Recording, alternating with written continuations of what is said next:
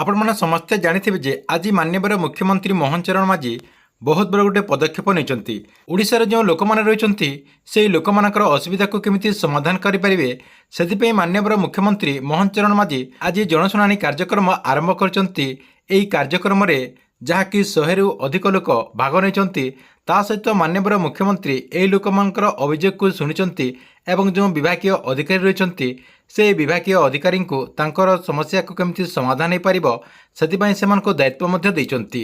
ଏହାର ଭିତରେ ଆପଣମାନେ ମଧ୍ୟ ଭାବୁଥିବେ ଆପଣଙ୍କର ଯେଉଁ ସମସ୍ୟା ରହିଛି ସେହି ସମସ୍ୟାଟିକୁ କେମିତି ମୁଖ୍ୟମନ୍ତ୍ରୀକୁ ଜଣାଇ ପାରିବେ ସେଥିପାଇଁ ମଧ୍ୟ ମାନ୍ୟବର ମୁଖ୍ୟମନ୍ତ୍ରୀ ମୋହନ ଚରଣ ମାଝୀ ବ୍ୟବସ୍ଥା କରିଛନ୍ତି। ତେବେ ଆପଣମାନେ କେମିତି ଆପଣଙ୍କର ଯେଉଁ ସମସ୍ୟା ରହିଛି ସେ ସମସ୍ୟାଟିକୁ ମାନ୍ୟବର ମୁଖ୍ୟମନ୍ତ୍ରୀଙ୍କ ପାଖକୁ ପହଞ୍ଚାଇ ପାରିବେ ଏବଂ ଆପଣଙ୍କର ଯେଉଁ ସମସ୍ୟା ରହିଛି ସେହି ସମସ୍ୟାଟିକୁ ମାନ୍ୟବର ମୁଖ୍ୟମନ୍ତ୍ରୀଙ୍କୁ ଜଣାଇ ପାରିବେ ସେଥିପାଇଁ ଆପଣଙ୍କ ଡିଷ୍ଟ୍ରିକ୍ଟରେ ମଧ୍ୟ ଏହି ଜନଶୁଣାଣି କାର୍ଯ୍ୟକ୍ରମ କରାଯିବ। ତେବେ ଆପଣଙ୍କ ଡିଷ୍ଟ୍ରିକ୍ଟରେ ଏହି ଜନଶୁଣାଣି କାର୍ଯ୍ୟକ୍ରମ କେତେ ତାରିଖରେ କରାଯିବ ଏବଂ ଏହି ଜନଶୁଣାଣି କାର୍ଯ୍ୟକ୍ରମଟି କେଉଁ ଜାଗାରେ କରାଯିବ ଯାହାକି ସରକାରଙ୍କ ତରଫରୁ ଗୋଟିଏ ଲିଷ୍ଟ ଜାରି କରାଯାଇଛି ସେହି ଲିଷ୍ଟଟିକୁ ଆପଣ ମଧ୍ୟ ଚେକ୍ କରିକି ଜାଣିପାରିବେ। ତେବେ ଆପଣମାନେ କେମିତି ଏହି ଲିଷ୍ଟଟିକୁ ଚେକ୍ କରିପାରିବେ ଏବଂ ଚେକ୍ କରିବା ପାଇଁ କ'ଣ ପ୍ରୋସେସ୍ ରହିଛି ଏହି ଭିଡ଼ିଓ ମାଧ୍ୟମରେ ଆପଣମାନେ ପୁରା ଡିଟେଲ୍ ଜାଣିପାରିବେ।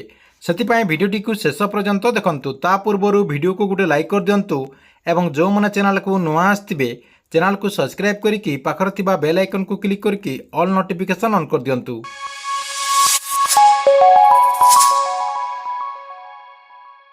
ଆପଣ କ'ଣ କରିବେ ଆପଣଙ୍କ ମୋବାଇଲରେ ଯେଉଁ କ୍ରୋମ୍ ବ୍ରାଉଜର ରହିଛି ସେହି କ୍ରୋମ୍ ବ୍ରାଉଜରଟିକୁ ଓପନ୍ କରିଦେବେ। ଓପନ୍ କରିଦେଇକି ସେଇଠି ଆପଣ ସର୍ଚ୍ଚ କରିଦେବେ ଜନଶୁଣାଣି ଲେଖିକି ଆପଣ ଏଠି ସର୍ଚ୍ଚ କରିଦେବେ।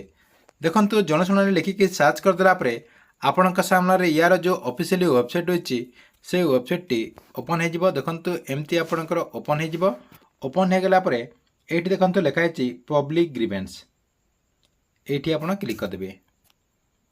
ଦେଖନ୍ତୁ ମୁଁ ସେଇଠି କ୍ଲିକ୍ କରିଦେଲି। ସେଇଠି କ୍ଲିକ୍ କରିଦେଲା ପରେ ଆପଣଙ୍କୁ ଆଉ ଗୋଟେ ପେଜ୍କୁ ରିଡାଇରେକ୍ଟ ନେଇଯିବ ଯାହାକି ଆପଣଙ୍କର ୟାର ଯେଉଁ ଅଫିସିଆଲି ୱେବସାଇଟ୍ ରହିଛି ସେହି ଅଫିସିଆଲି ୱେବସାଇଟ୍କୁ ଆପଣଙ୍କୁ ରିଡାଇରେକ୍ଟ ନେଇଯିବ। ରିଡାଇରେକ୍ଟ ନେଇଗଲା ପରେ ଆପଣ କ'ଣ କରିବେ ଟିକେ ଉପରକୁ ଏମିତି ନେଇଯିବେ। ଦେଖନ୍ତୁ ଏଇଠି ଆପଣଙ୍କର ଟିକେ ଉପରକୁ ନେଇଗଲା ପରେ ଏଇଠି ମଧ୍ୟ ଆପଣ ଅଭିଯୋଗ କରିପାରିବେ ଆପଣଙ୍କର ଯାହା ବି ଅସୁବିଧା ରହିଛି। ଆପଣମାନଙ୍କୁ ପ୍ରଧାନମନ୍ତ୍ରୀ ଆବାସ ଯୋଜନା ଘର ମିଳୁନି କିମ୍ବା ଆପଣଙ୍କୁ ଆପଣଙ୍କର ରାସନ କାର୍ଡ଼ ମିଳୁନି କିମ୍ବା ଆପଣ ଯଦି ଶୌଚାଳୟ ପାଇଁ ଆବେଦନ କରିବା ପାଇଁ ଚାହୁଁଛନ୍ତି ଯାହା ବି ଆପଣଙ୍କର ଅସୁବିଧା ରହିଛି ସବୁ ଅସୁବିଧା ପାଇଁ ଆପଣ ଏଇଠି ପଞ୍ଜୀକରଣ କରିପାରିବେ ଯାହାକି ଅଭିଯୋଗ କରିପାରିବେ। ଏଇଠି ଆପଣ କ୍ଲିକ୍ କରିକି ଅଭିଯୋଗ କରିପାରିବେ। ଆପଣମାନେ ଯାହା ଅଭିଯୋଗ କରିଥିବେ ସେହି ଅଭିଯୋଗର ଏଇଠି ମଧ୍ୟ ଆପଣ ଷ୍ଟାଟସ୍ ମଧ୍ୟ ଚେକ୍ କରିପାରିବେ। ନେକ୍ସଟ କ'ଣ କରିବେ ଟିକେ ତଳକୁ ନେଇଯିବେ।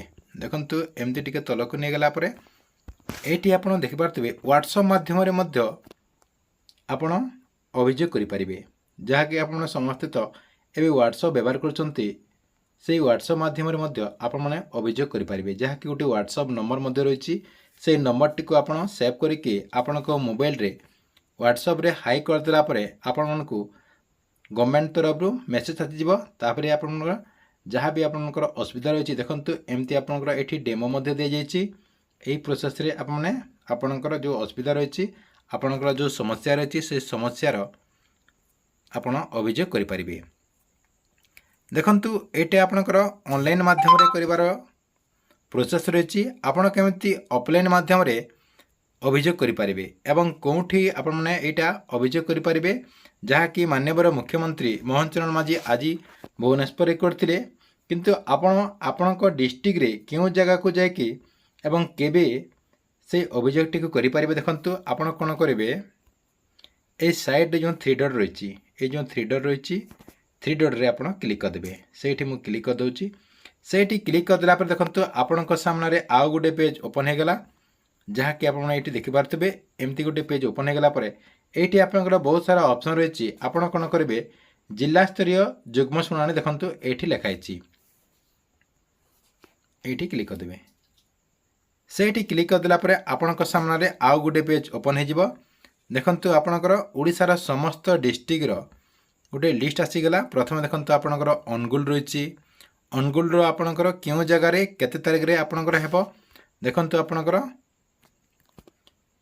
କ୍ରମିକ ନମ୍ବର ରହିଛି, ତାରିଖ ରହିଛି 1/7/2024 ସୋମବାର ଦିନ ଆପଣଙ୍କର ସ୍ଥାନ ରହିଛି କିଶୋରନଗର, ତା ସହିତ ସମୟ ରହିଛି 8ଟାରୁ ଆପଣଙ୍କର 2ଟା ପର୍ଯ୍ୟନ୍ତ।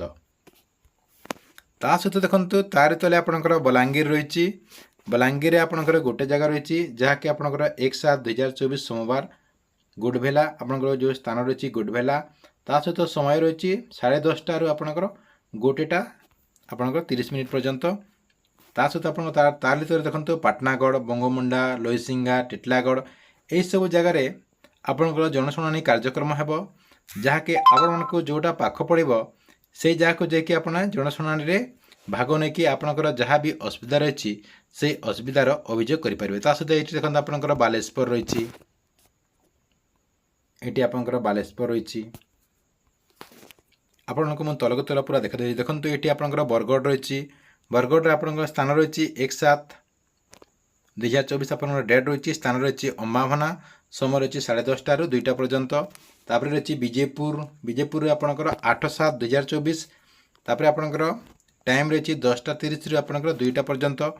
ଏମିତି ଆପଣଙ୍କର ସବୁ ଡିଷ୍ଟ୍ରିକ୍ଟରେ ରହିଛି। ଆପଣଙ୍କର ଯେଉଁ ଡିଷ୍ଟ୍ରିକ୍ଟ ଅଛି ସେଇ ଡିଷ୍ଟ୍ରିକ୍ଟର ଆପଣ ଏଠି ଚେକ୍ କରିକି ଜାଣିପାରିବେ। ଦେଖନ୍ତୁ ପୁରା ବହୁତ ଲମ୍ବା ଲିଷ୍ଟ ରହିଛି।